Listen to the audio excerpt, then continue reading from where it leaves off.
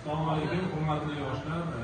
Hozir hurmatli Prezidentimiz 210 sonli qarorlariga asosan yoshlarga ajratilgan kreditlar bo'yicha tushuncha berib o'taman.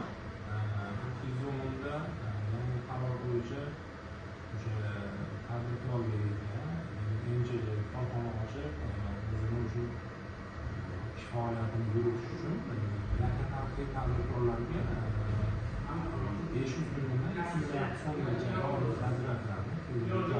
7%da 18%da 2 yil imtiyozida MChJ katta korxonalarga 1 milliarddan 10 milliardgacha yaxtalarga har bir 500 million so'miga ikkitadan ishchi o'rin yaratish kerak.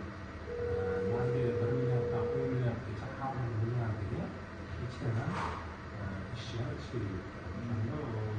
Bu tadbirkorlik deganlar masalan 2 milliardgacha har bir 500 ga 8 ishchi qabul qilish kerak.